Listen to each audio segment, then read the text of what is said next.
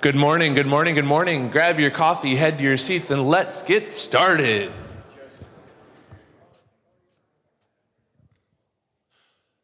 Thank you for joining us at 1 Million Cups. I'm Kyle, I'm one of your community organizers. This is Caitlin, John, Billy, Tyler's in the back. We're so glad you joined us. Can you please raise your hand if this is your first time at 1 Million Cups?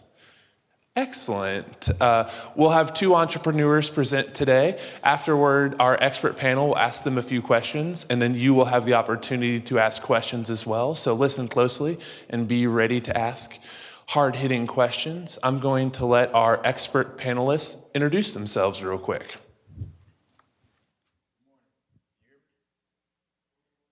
I don't think it's on. Okay, there we go. Good morning. My name is Dre Taylor. I'm a founder of M2M Community Foundation, the Nile Valley Aquaponic 100,000-pound food project on 29th and Wabash. Harry Campbell. Currently, I'm the CEO of DuraVision, LASIK and lens replacement business out in Overland Park. Previously, I was with Sprint and Embark, and I'm also an investor and an owner in a couple different companies that have been at Million Cups, including IdleSmart. I'm fired up to be here. Excellent. Thank you both for joining us. If you haven't yet, be sure and pull out your smartphones, log into the 1 Million Cups app. That'll let you know who else is here today and also provide feedback to our presenters. So head to your app store and download that 1 Million Cups app. All right, let's have a very warm welcome for our first presenter this morning, Scott Smith with Empire. Woo! Thank you.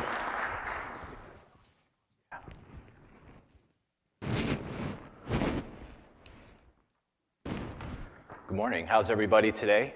Caffeinated, I hope. Well, what I have to share with you today, and by the way, I used to work with Harry at a software company. Good to see you again. But what I have to share with you today is something that I'm very passionate about, very excited about, and I think over time it's going to impact the lives of everybody in this room. And we can get to that in a minute. What I wanted to start out first was giving you a little background on my company, Empire. We began initially as a small and medium-sized consulting firm focused on small companies in the area that were agriculturally based. And while that was very rewarding work to help others grow their business, it really wasn't where our passion was at. And around 2015, we rebranded to Empire and started looking for an opportunity in the overlap of circles between technology and sustainability. And after going through about 6 different business models, we found something very unique back in about 2015 that was just burgeoning in the East Coast, specifically Boston and Brooklyn. And that community was really beginning to flourish and make some noise nationally.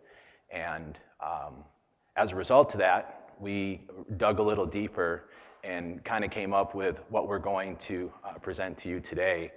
And I think that if you're asking, if you're wondering what the credo is for Empire, what we really stand for, I think it's very simply that we believe that the best of capitalism, market formation, market discipline, market efficiency, and sustainability are not mutually exclusive concepts, especially as we head into a world that is becoming increasingly overpopulated. So without further ado, we'll get into a little bit more of the specifics. Now, I will warn you that my next slide is a little bit maybe of a Dougie Downer slide, but that is the opportunity that we have, and I think that as this urban agriculture movement begins to really take hold in our country, that will begin to solve the problem that presents the opportunity for me and others like me. So the market opportunity that we have today is that the traditional farming model is broken and it's at a tipping point.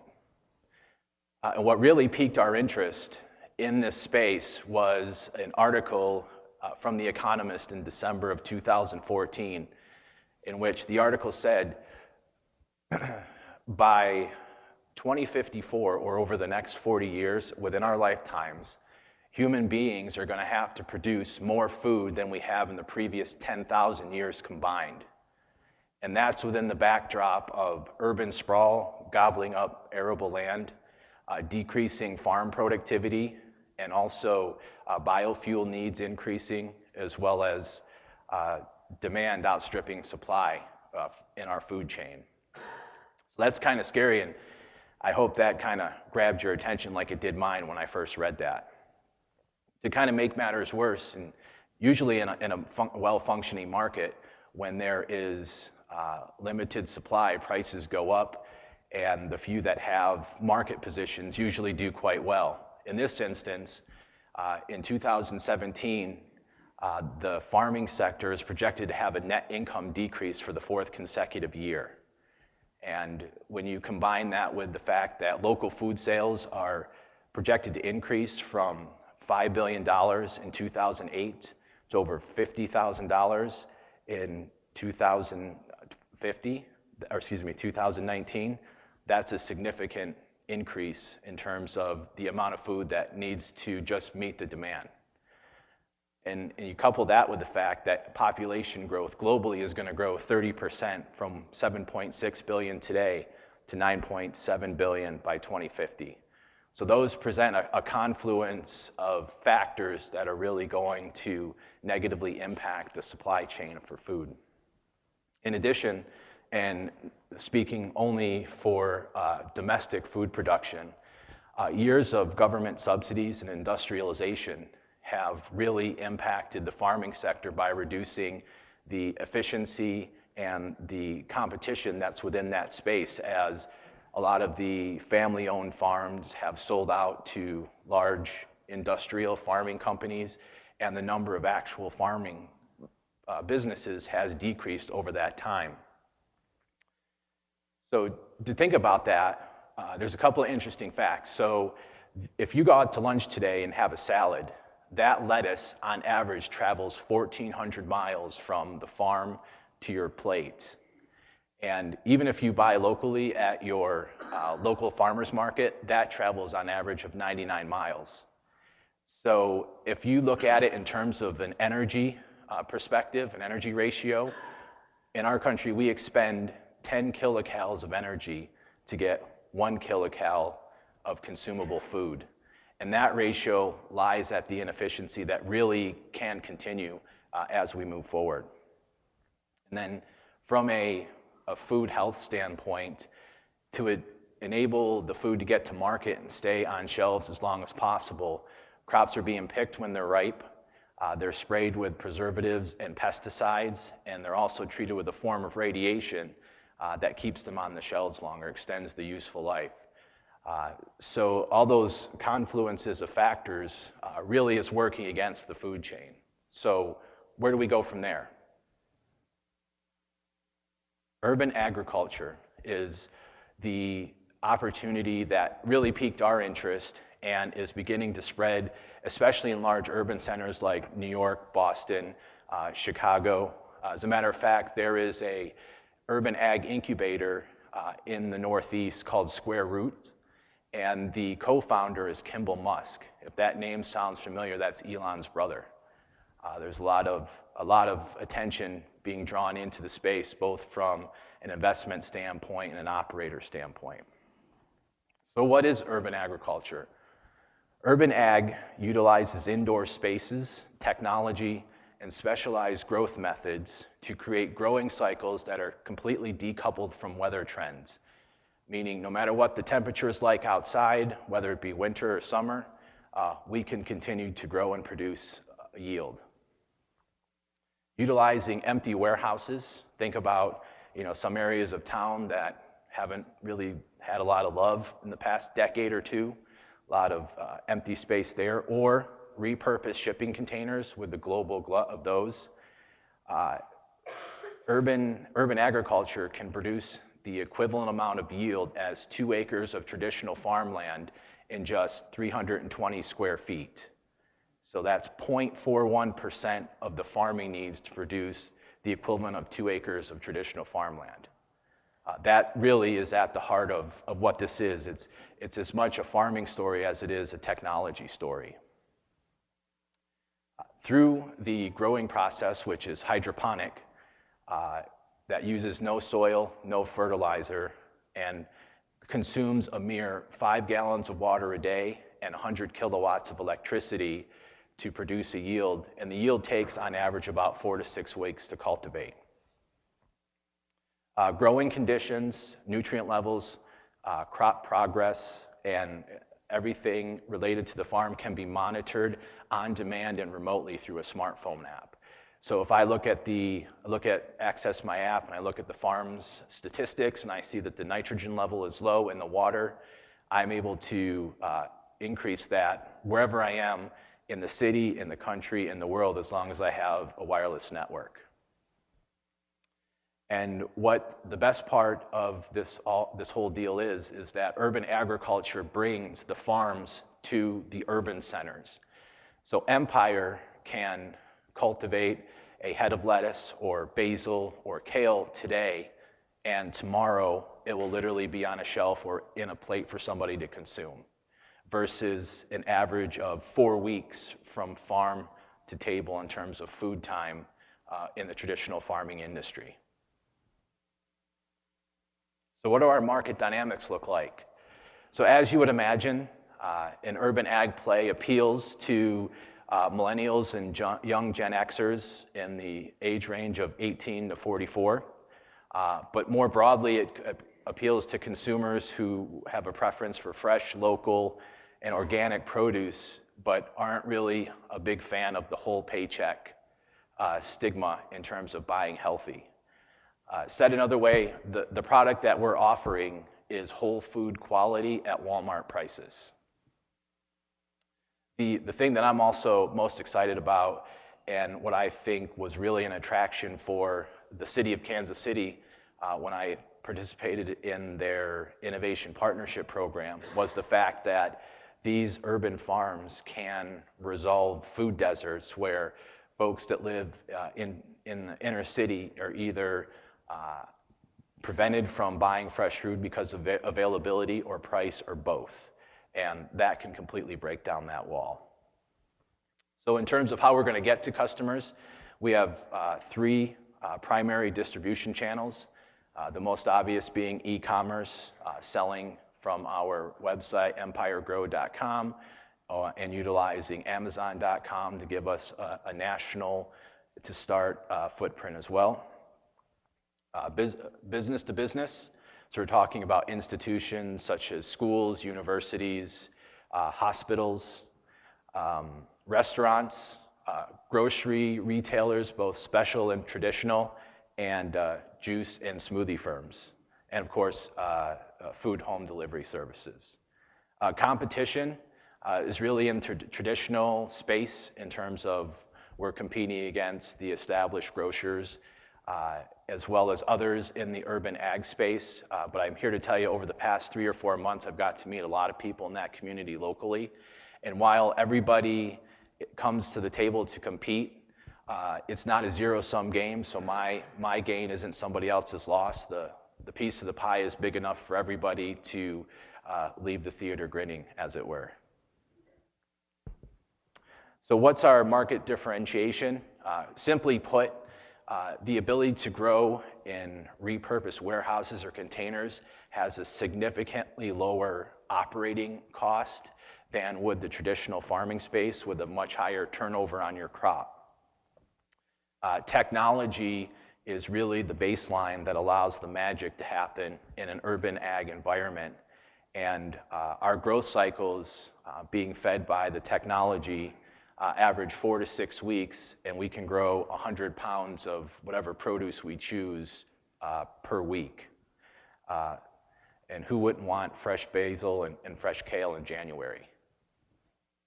The interesting fact here, if looking purely from a business perspective, is that the revenue per square foot for urban agriculture is $178 versus 24 cents in traditional farming.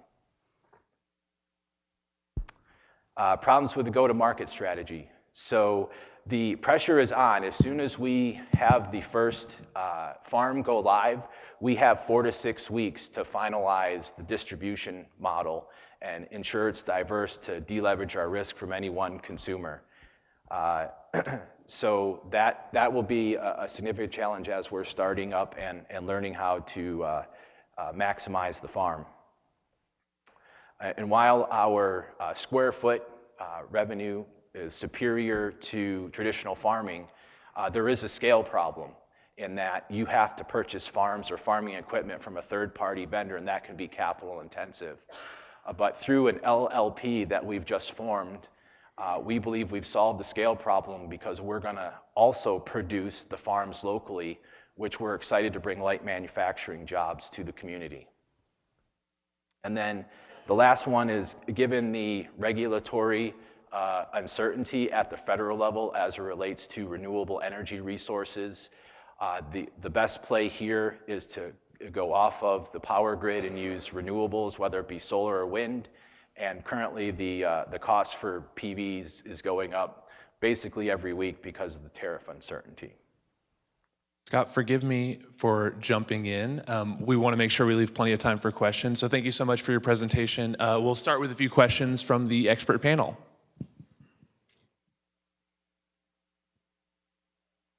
Scott, this is one of those examples of something that's incredibly logical, all the math works, and then I ask myself, how the hell are you going to get 1 million people to care or to know about it and to buy it, right? Because you're disrupting behavior. I'm not even talking about how you're doing it, going to price, I'm talking about the behavior of people, and changing it is incredibly hard. How do you go about doing that so people know it's available and want to buy it and know where and know how? It's a classic problem, and I see that in spades here. Yeah, I agree. It's the behavior change, especially as it relates to food deserts in the urban core, where traditionally the only food available has been fast food or food that you're paying $15 for a gallon of milk, and it's usually whole milk. So the behavior change, I think, starts with giving people access to the product, and then secondly, you also are playing a little bit of a role of an educator in terms of helping people understand the benefits, both short-term and long-term, by having available and access to healthy produce. Fair point. I think there's a lot more education than you're... actually, maybe people are educated, but they don't care yet. I don't know which one of the points there matters as much. What about Amazon's purchase of Whole Food, which seems to have disrupted this category and makes it so that the price points are going to come down pretty significantly, and that puts a different competitive pressure on your business model, right? It does. That was definitely an interesting development in our industry, and if you read any of the business publications relative to opinions on that acquisition, that Amazon at some level doesn't really care about what profit margins they're making from Whole Foods. Now, I think probably that's a little of the Bezos magic overstating the situation, but certainly the traditional and the specialty retailers like Whole Foods will put a little bit of price pressure on us, but our margins are so fat in terms of the low operating costs that we have, that getting our foot in the door there and being a vendor or using an Amazon model to go directly to consumers at their home or through a home delivery service, as I pointed out, the constraints on the supply chain are not easing. They're getting much more difficult, and especially as developing nations start to really eat like we do in the emerged economies, I think we'll see that strain even more. This is Dre Taylor. Thanks again for providing the information and the education on the food crisis that we're currently in. I've been privileged to go over maybe 100 urban farms across the country and a couple in China, and I see the need here as far as purchasing local, and that's pretty the big market that you have is local. Everybody want local. In Kansas City, 99% of the food that comes in is imported in. And so when you talk about food, you're talking about less than 1% when you talk about pesticides, herbicides, and things that have preservatives in them. And so there's a big market for it. It's just the main thing is getting it to the market and the people who wants it and changing the mindset. How do you plan on, what is your marketing scheme as far as advertising and getting it out to the people as far as the educational piece? That's a great question. And I may differ from some folks in the room, but I think that really the key for us, a startup at this time and place in history, is that we can't really afford to go out in the traditional media and buy radio or television spots and try to compete on that level. That will be a return on investment we'll never see. I think more of what we'll be focused on is grassroots marketing that uses social media, Twitter, Facebook, LinkedIn to a certain extent, to really get our message out, as well as the placement of our farms around town. That when you think about it, it's almost kind of like placing a retail distribution footprint, and that we'll want to put those in visible spots in the communities that we're really looking to serve. That will also help us as kind of massive out-of-home billboards. And for, I guess, the people in the audience, can you explain the type of vegetables that will grow inside? Because some people, when you say urban farming, they don't understand the difference between traditional farming and urban farming and what you can actually grow with these different type of grow lights in the life cycle or the growing span of the 4 to 6 weeks that you were speaking of. Great question. So this is where the industry is kind of in its infancy stages. And today, the best crops, if you're going to do this commercially, are your leafy greens and your herbs. So think about basil, think about kale, think about small head lettuce, large head lettuce, think about marjoram, things like that that have a value for consumers, but usually you're paying a premium if it's out of season. Over time, and there's companies like Mighty Vine in Chicago that have learned how to grow tomatoes at scale in an indoor setting. That's a very interesting development, as well as some fruits and vegetables like strawberries are beginning to be grown as well in an indoor setting. It's just continuing to hone the technology, and ultimately what really appeals to me is that these urban farms aren't just farms in the traditional sense, they're also incubators for technology and advancement and development in that area. And what we look like today is going to be a lot different than what we look like 10 or 15 years from now. Okay, we're going to turn it over to the audience from here. Okay, we have a question in the front here. And please raise your hands if you have questions. Hi. So I'm Hi. a bit, this is a really interesting concept, it seems like, but it seems like I don't have the picture. What is your business? How far along are you? Are you actually producing food? Where's your price point? Those are some of the things that I think would be interesting for us to know that you didn't really get into. But if you could just describe what your business is, because I didn't find a Facebook, I didn't find a website, but I think there was a Facebook link that showed some gardens somewhere, calling them gardens, food plots, whatever. So if you can describe a little bit more of what you're actually doing out there, I'd appreciate it. Fair question. So the business model has two distinct divisions. The first division that we're launching before the end of the year, and we have a deal in principle with a local juice and smoothie company where we will actually put a farm on the property in a rapidly expanding area of town, and then they will become our first customer. So we will begin growing kale, basil, lettuce, and we will use the revenues from that to seed the second division, if you will, which is the manufacturing division that we'll actually use to build freight farms or the materials to build farms and warehouses. And the reason why that's important is a little bit selfish. In addition to the obvious profit motive, If I'm going to buy freight farms, for example, to grow all of my produce to bring to market, I have a significant scale problem if I'm buying it from a third-party vendor that produces these and sells them. So I'm paying retail prices and I need wholesale prices.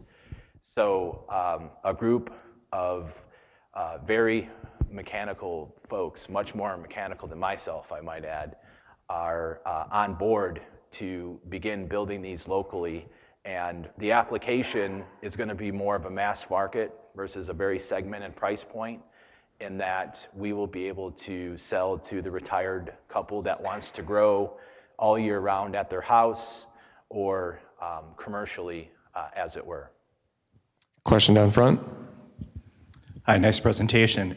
Couple of quick questions. One, as one of your competitors, I'm seeing a CSA or the Farm Box. I get a Farm Box every week. It's from 50 miles away. I'm curious if your model is going to be similar to that. And then the second one, with being organic, if you're starting to do something hydroponic, can you get that certification right away? Because with land, for example, it's 5 or 7 years before you can actually get certified that that's organic. So I think to answer your first question, that will be more of a partnership versus a competitor. I could see us supplying the inputs for that. And then to the second part, because this is really starting to gain traction, the first big step was that the USDA is now approving microloans for this type of farming. So that was a big step for the government to acknowledge that this is in fact a legitimate space. But I think over time, really that's where the organic kind of certification, or there may be another certification, like the buzzword is super organic, because when you think about it, there's really no organic matter because it's all water. So that's what they're really trying to solve for, is how do they classify that. But the fact that we don't use any fertilizer, pesticides, or GMO seeds, I mean, these are pure plants grown in a very controlled environment. Good question, thank you. I have a question in the center. Well, your idea is something that they should do back in my time period. It's a couple of decades ago. But my next question is, how are you going to get people who don't have the technology or the knowledge to join your program? I mean, there's a lot of people in my neighborhood, they don't have computers, they don't have access to the internet, don't have none of that stuff. So how are you going to convince them to join your program? Great question, thank you. So our farms will be geographically placed throughout town, and the scale plan is to go from the first farm, which will be 320 square feet, to over 50,000 square feet of farm area within the next 5 years. And the farms are going to be, like, for example, our first one is going to be on the intersection of Troost and 30th. And that will provide access to folks. And think of it as almost like a shipping container that's also a grocery store where people can come up and buy. And if they're a little bit younger and internet savvy, they'll be able to purchase our product via Amazon, and it will be shipped to their house the next day. So we'll pick it today, have Amazon, UPS and Amazon pick it up, and it'll be at their house the next day. All right, final question. What can we as a community do to help you? Well, I guess I would not consider myself a cutout of Steve Jobs in terms of being able to present in front of a group. And it's probably good that I didn't wear just a black turtleneck with my body type. That would have been awkward for everybody.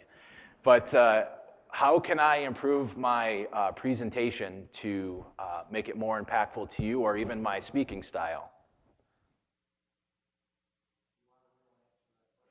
I do.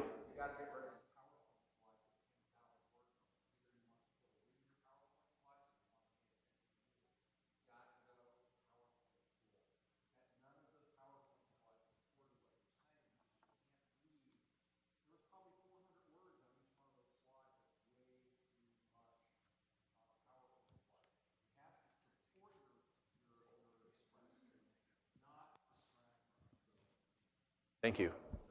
Okay. And actually, what we can do is after the session's over, if you want to hang out, anybody that has feedback for Scott can give that to him. But we're going to keep the show moving, so please give Scott a big round of applause. Thank you very much. Thanks. Kyle's going to come up and blow your minds with an announcement. Yeah, let's do that. All right, so if you saw these in the back, Global Entrepreneurship Week is coming up. So that's November 13th through the 17th. It's a week-long celebration of entrepreneurship with over 150 events going on around Kansas City. Most of them this year are going to be down at PlexPod Westport Commons and are totally free. It's a huge variety of events, so please, please, please, back by the coffee, I have some of these calendars. You can also find it online at gewkc.org. That week, 1 Million Cups, we'll have our normal meeting here on Wednesday mornings, but then that Thursday, the 16th, we're going to have an alumni panel down at PlexPod Westport Commons. I believe that's at noon, but you'll find it in the calendar. So please go grab your Global Entrepreneurship Week calendar and be sure and join us and invite all of your friends as well. Thanks, guys. Try to get that on full screen. And now we're going to do Mug Club, since we have Mug again for the second week in a row. If you've been to 1 Million Cups at least 10 times, please raise your hands. If you do not have one of these fancy mugs, keep your hand up. I'm going to pick you, sir. Do you mind telling us what's your name and why you're here?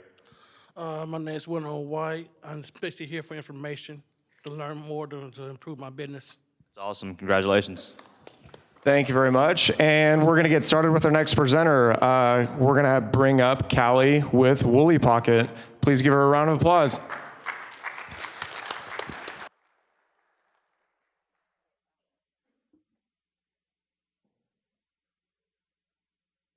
Perfect.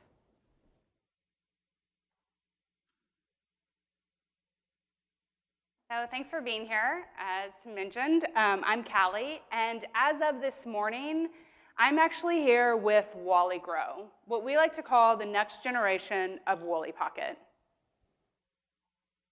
10 years ago, an event space in Los Angeles, California, looked for a manufacturer to build pockets so that they could decorate their walls with plants. They found a manufacturer in North Kansas City, and since that day, pockets have been being sewn for 10 years just across the river. In those 10 years, through the manufacturing and the creation of effortless, highly effective plant pockets, we've helped consumers, interior designers, and landscape architects create just shy of 1 million square feet of lush, oxygen-producing, toxin-reducing vertical gardening space. Our original pocket, a fully breathable, soft-sided felt pocket made from 100% recycled water bottles, is our most loved product by our professional installers for indoor and exterior installs. The reason it's an indoor-outdoor product is we use a military-grade waterproof liner. You can see it right here. It extends 1/3 of the way up on the pocket, so this prevents any moisture from getting out, but it also lets the roots breathe, preventing root rot and/or encouraging the roots to air prune. So we're really not in the business to replace plants. We're in the business to help people grow very healthful, abundant plants. And this is one of the reasons our pockets have been so successful. We kind of call it our pocket science. Some installs, just to show you the product kind of in action. These are SIA Wellness Centers. We have living walls in all of the SIAs across America. This is the original wall at Smog Shop in LA, the event space that was seeking the plant pockets. This photo was shot last month, and these pockets have been up for 10 years. This is a large-scale format in Portugal. These are commercial buildings with our pockets. And then, of course, we have residential interior designers using our pockets on smaller scale formats. And all of these pockets, from what you just saw previously to this, are the exact same pocket. Due to the popularity of our soft-sided planter, we knew that we needed to create something that was just a little bit more flexible and easier to use. So we created the Wally Eco, designed by Branch Creative and awarded by the Industrial Design Society of America. Simply put, it is the most effective, easiest to use vertical wall planter on the market. You can take a consumer with the blackest of thumbs with an 8x10 wall, in under 60 minutes, you can have 80 square feet of vertical gardening space. It's simply a one-point drill bracket that goes into your wall. This is essentially the illustration of the bracket. You hang the planter on the bracket. It has an extended watering reservoir, fully breathable, so you see a lot of wall planters on the market kind of capturing the trend right now of interior plants, but none of them are breathable, and what happens is that plants die. And so we are in the business, again, of encouraging plant health, and everything that we create needs to be easy to use, but also effective, because we want our plants to grow, be healthful, and continue to encourage people to grow more plants. Some of the installs where you can just see the photo in action. This is Pigment in San Diego. This is one of the most Instagrammed living wall planter walls, and it's also a retail partner of ours. This is Bel Air Church in Bel Air, and this is 72 and Sunny Advertising Agency in Los Angeles. The Wally Eco is also the core product of our Wally Grow School Garden Kit. So over the years, we've helped educate over 30,000 kids about the importance of sustainability and the future of food. We offer teachers a discounted rate package of either 30 or 50 planters, and we also provide them with accredited standards-based curriculum K through 6, so it's extremely easy for them to implement this into their school program. And it's been one of our most successful programs that we've implemented. It's very rewarding to see the kid get excited, and then at the end of the season be able to take it home. And the investment, the total investment in per kid is around $10, and then obviously plus the cost of a plant or a packet of seeds, depending on what curriculum they choose. So through our commitment to sustainability and USA 100% manufacturing, we've helped divert over 6 million plastic bottles from filling our already extremely full landfills. If you're wondering what that looks like in volume, it's over 900 semi-trucks full of plastic. We've taken that plastic and created something that we believe, in our opinion, betters the lives and the world. We call it kind of our 360 sustainability. Our primary channels of distribution are really direct to consumer via online. So we do it our own website, Amazon, Houzz, Herbalist, Wayfair. We have pick and pack facilities in Canada, Portugal, the UK, Australia, and then right here in Kansas City. And we've been able to really be fortunate enough to grow the online market because of partnerships such as Sunset Magazine, Home and Garden Channel, Martha Stewart Show, Dwell, just to name a few. So in the course of the past 2 years, our company has actually undergone a pretty big change in that we relocated from the coast. And it is now owned and operated by Fabriquilt, the original manufacturer, sewer, and partner of the brand in Northtown.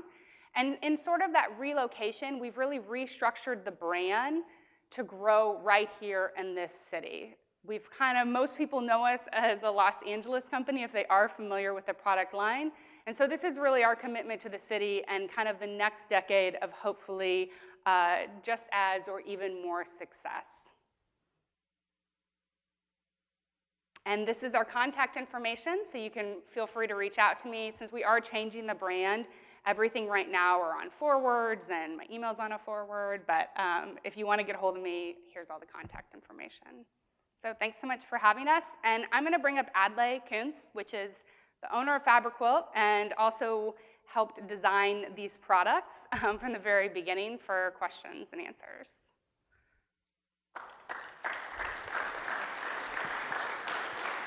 That mic, that works.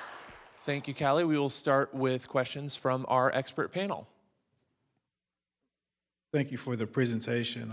I like vertical garden. I like just growing, period.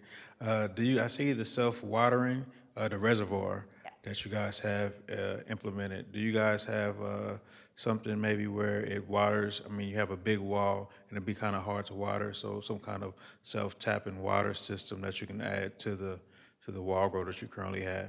We have a full irrigation system that we sell with our products. So we have everything cut for our living wall planters, for the Wally Ecos, and then also the Wally Pockets. A lot of our larger installs, those all run on automatic drip irrigation systems, which we feel pretty easy for the consumer because we sell everything from the timer, the line, et cetera.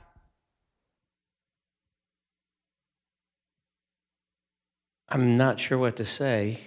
Normally, people get up here and they plead for money or plead for people or plead for distribution channels. I'm sitting here going, this is pretty cool. 10 years, you guys are kicking ass.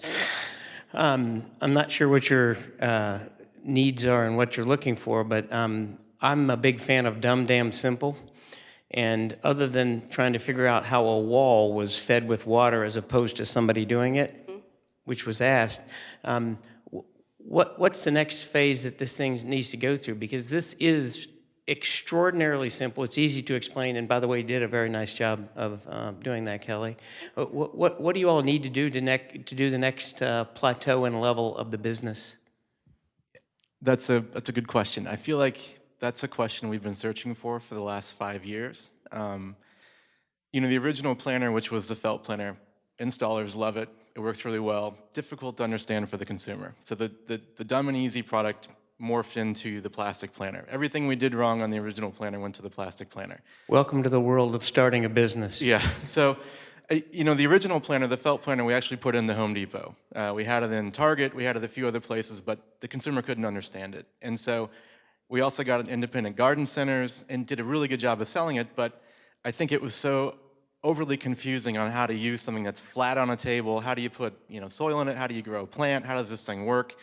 It was really complicated. But because we had success early, a lot of these channels kind of shut us off when we went back to them with a better solution, you know, thinking that vertical gardening maybe wasn't the fad that they thought it was, and they've kind of given up. And so our big challenge for the last, I'm going to say 5 years, has been how do we get the consumer, how do we give them information about how simple this is to use and how someone at home should buy it, and how someone like a Home Depot or a garden center should try to reinvest and actually put some strength behind it? Because if you put it in a store like Pigment, which we showed on the screen, I mean, they sell a lot of planters because they've planted them on the wall, they've shown you it's easy to use, they actually sell the plants, but trying to convince like the garden centers to get back into it and plant, like put 10 of them on the wall, you know, even put a price tag with the plant on it, and sell that finished product to the consumer with an extra hook so they could take it inside or outside or outside or inside. We just can't figure out how do we get past this kind of level of where we've been in terms of growth and really make it exponential. You know, trying to find different distribution channels, you know, in different countries, that was one way. That seems to be going pretty well. But we're just trying to figure out how do we get to the next level. Is that probably a long-winded answer? Sorry. I'm looking at your display there, and I'm wondering, as far as the education, when you do sell the product and people want to grow different type of plants, certain plants have different type of light requirements. Does it come with light? And what kind of education goes into educating the consumer on what they can exactly grow indoor and outdoor? There's a difference between the two.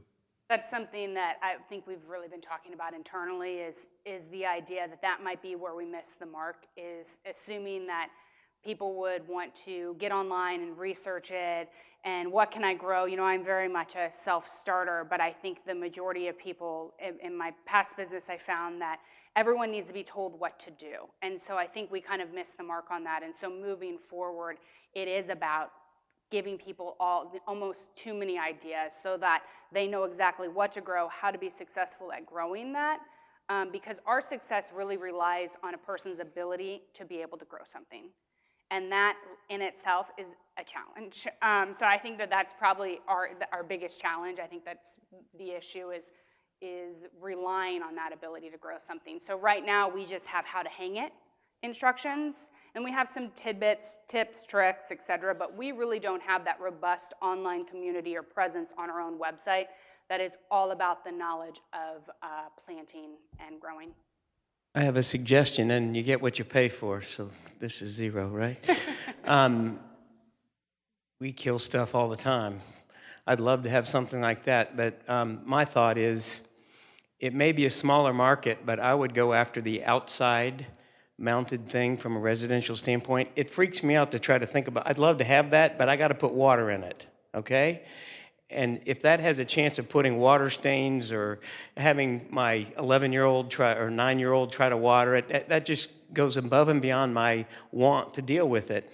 If that thing is outside and it's 3 or 4 or 5 different varieties of things that you could sell to consumers to decorate the outside, I think you have a much better chance of people not being freaked out about how it's going to get dirt or water or something in my house.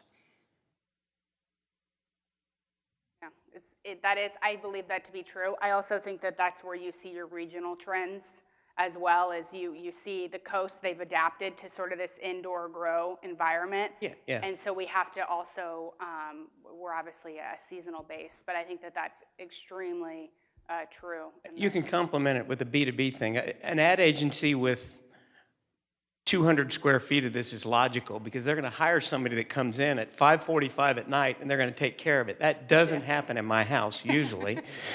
The 9-year-old, not so much. He's scooping the yard before he does this. And so I think that there's an application that feels narrower, but is much more logical and has less barrier to you to win with. I like it. Thanks. Thank you, experts. We are going to turn it over to the audience for questions. I'm actually going to get us started. Callie, this is not your first time on the 1 Million Cup stage. Many of us know you as the founder and CEO of Roxy's. Can you tell us a little bit about the decision to leave that company and what you hope to do with this new endeavor? Yeah, you know, it's a big question. You know, I was with Roxy's. I founded a company and stayed with it for 6 years, grew it, scaled it, brought it back to Kansas City, sort of laid the roots, and I think set it up for future success. For me, everything I do in life is based on a personal sort of point of view and a mission to better the lives of everyone around me and or not around me. So when I saw myself in a position that I could no longer fulfill to what I thought was my maximum potential, I knew it was time to start looking for other opportunities, and I knew that it was also harmful to the business that I had grown. So that was sort of the reasoning behind stepping down and then finding another business that I could really maximize and grow and continue to bring all of those things that I learned in my first business to another business, which I think is really helpful to the startup ecosystem, is to make sure that founders and creatives who are going through this process continue to sort of reinvent and use everything that we've learned along the way. So that's sort of the, I guess, nutshell of it. We have a question on the left. Yeah, I'm looking at this and seeing what maybe the future market you're looking for. I'm not seeing much for like agriculture, like lettuce and kale, like we were talking about before, you know, any kind of herbs or something like that. Is that something you guys are looking at? Because I've seen these kinds of things in the same kind of build out, but using that to do agriculture for people. You know, I think we've tried a little bit with it, and I'm not sure, where did the question come from? I'm sorry, yeah. It really lends itself more, I think, to houseplants and outdoor plants and flowers. I'd love to believe you could grow a lot of agriculture in it, but I think there's so many better systems if you start talking about like indoor systems that the previous person that had been suggesting or talking about Elon Musk's brother. I think they've really kind of revolutionized those things, and it's a different application. I mean, I think you could possibly use these, but I think the way they're built and the way they're the way they sit and the way soil's inside of them, I think it'd be you could grow it, but I'm not sure it would be the most effective or efficient way. We are looking, though, for test partners. If you did grow it, I think you'd have to use a hydroponic medium of sorts, like a Groton, sort of like the crumbled, like wool, soil-esque product. It's not soil, but soilless. That might be a way that you could apply our planters, but that would really be for the home consumer still level in that regards, because Adley's right, there are products out there that are really made for that application. Question in the center. Just wondering, what's the lifespan of your product? So we have a 5-year manufacturer's warranty. As long as the product's used according to spec, we back everything we make. So far, because we've only been in business for 10 years, the one photo that I showed of Smog Shop, and there is about 6 event spaces within kind of that family of buildings. believe we have 10 years of success, and there's no real issues with the pockets. How long have the Lisbons been up for? So the installations in Lisbon, they've been up. The one that was kind of full has been up about 2 years, and there was another installation that the same gentleman's doing that's about 5 or 6 times the size in downtown Lisbon. It's been up for about 6 months. But the felt pockets, I believe, will probably last well over 10 years. The planner should last, I mean, I don't know, it's recycled HDPE, and the qualities of that, which is the milk jug, are such that it's really resistant to cold temperature and hot temperature, where most plastics, if you leave them out for the winter and you dropped it, the following year, it'll crack. Like, its properties have changed over the winter, but this plastic should last, and we say 5 years, but I think it could last longer than that. We have a question in the center. I think you've mentioned that your schoolyard gardens have done really well. How have you reached that market, and what kind of demographics of the communities are you able to reach? The original Woolly Pocket, when it started, they had a full-time, I think they blew through a lot of cash quickly. And a lot of it was they had a staff that was working solely on the school garden program. There was a funding page on the website, schools could get on and people could fund it, and they would get the school garden program. I think it was really geared towards like maybe the urban, schools, where I think this is really applicable to, Callie and I talked about it yesterday. I think it's the suburbs, I think it's urban, I think it's everywhere, and it's one of those things, if a school gets involved, I mean, I believe in it, even if a parent just has to, maybe it's $10, or $12, the kid can take their planter home at the end of the season, they can take their plant home, and they've done something I think that would be, good for the community because they've learned how to grow something green. So, did I answer your question? I'm sorry. Okay, we have another question in the center. Callie, forgive me, your name? Adlai. So, Adlai. Adlai, thanks for the presentation. Comment, forgive me, Scott, but this, you got to go to school on. This is a well-crafted presentation with 5 words in it, but every slide reinforced every point that she made. That's what a good PowerPoint presentation. This is one of the best presentations that's been made at Million Cups in the last year. So I want to congratulate you on that. People who are going to present here should take a look at what you did today. Okay, so I'm a Los Angeles County expat myself, and you've relocated your business from Los Angeles to Kansas City in 45 seconds. So what motivated you to come do business in the Kansas City metropolitan area? I bought out my partner who was living in Los Angeles. So my business is in Kansas City, and it was actually my friend who kind of came up with the idea of the Woolly Pocket. He asked me to sew it because we're in textiles in North Kansas City. We started sewing it. We kind of parted ways about 2 years ago, right after we built the plastic planter. But for us, I always thought it was a better idea, even when we made the planter, just to do it in Kansas City because we could ship it from a centrally located location. But really, most of our sales are in California, and that's the reason why we're back here.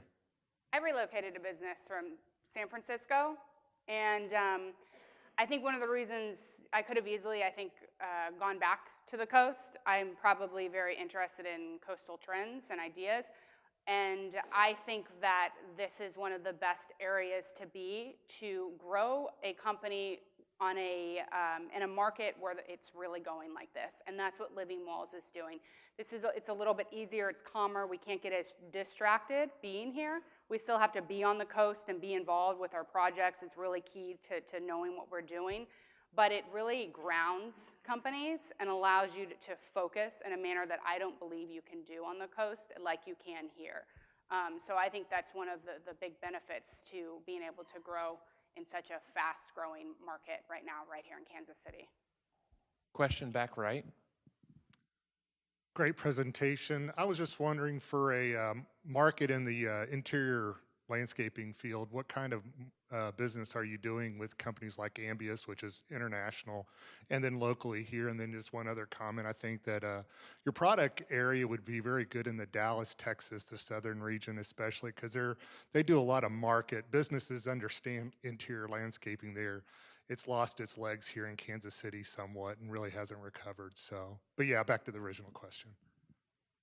Yeah, Dallas is actually one of our better markets. We do some. I know Ambius is. Some of our competitors have a completely different system than what we have, and they're a lot more. I don't know.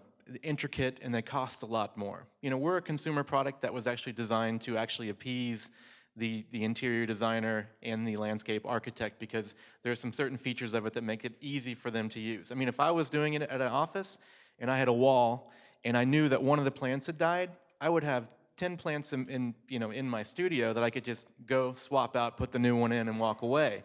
Where a lot of the other systems, you have to come and replant the plant on the wall. So we've known that's a channel that we want to get more into, and I think when we have someone like an Ambius or maybe someone on a smaller scale use our product, a lot of them will come back and use it again because they do realize it's extremely easy to use.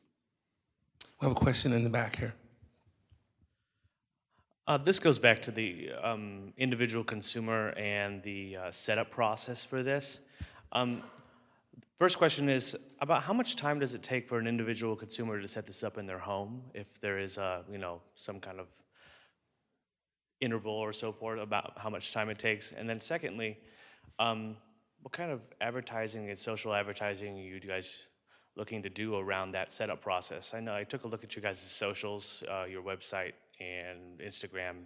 Didn't notice anything of anybody putting the soil in the bags and putting it together and putting it on their wall. So the time set up to implement one of these walls, you can do, like I said, an 8x10 in under 60 minutes.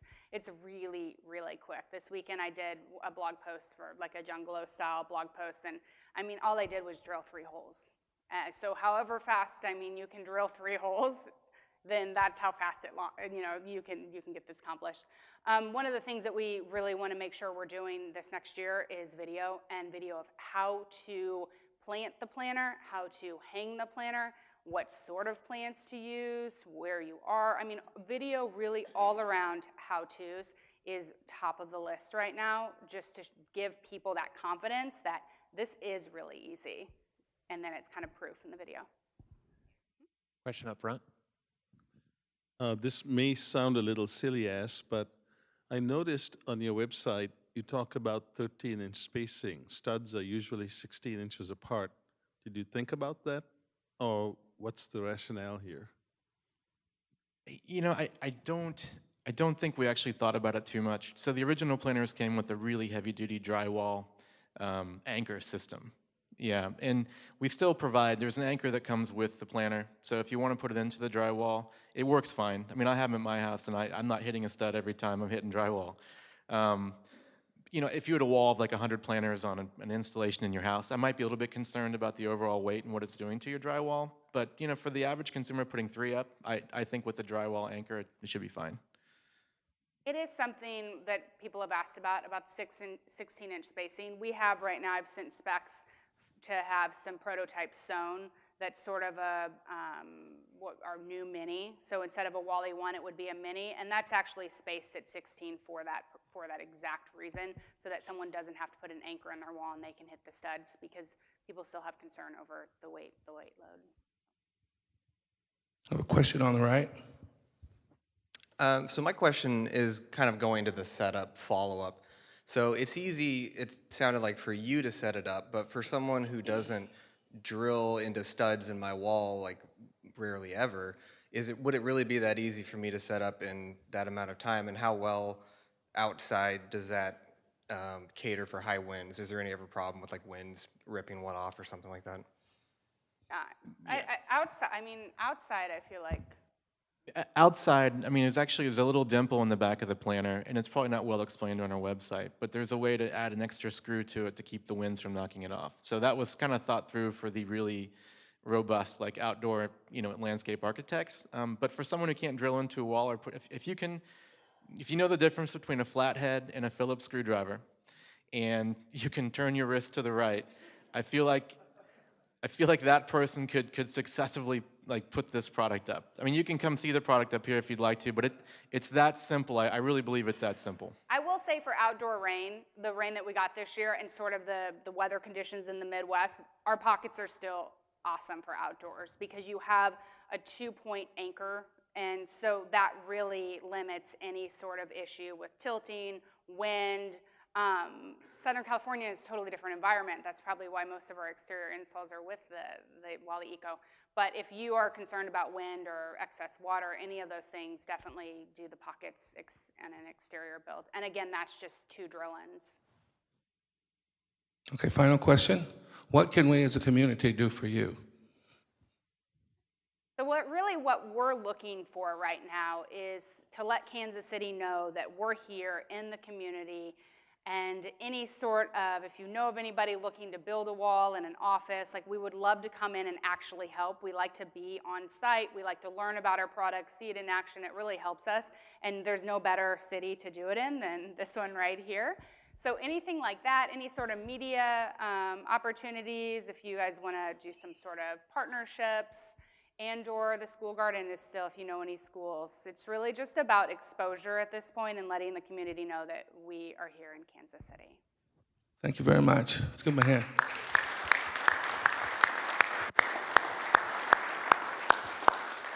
All right, that concludes what we're doing here. We've got next week, we want you to show up. The presenters will be Breakout KC and DYC Resources. Thank you.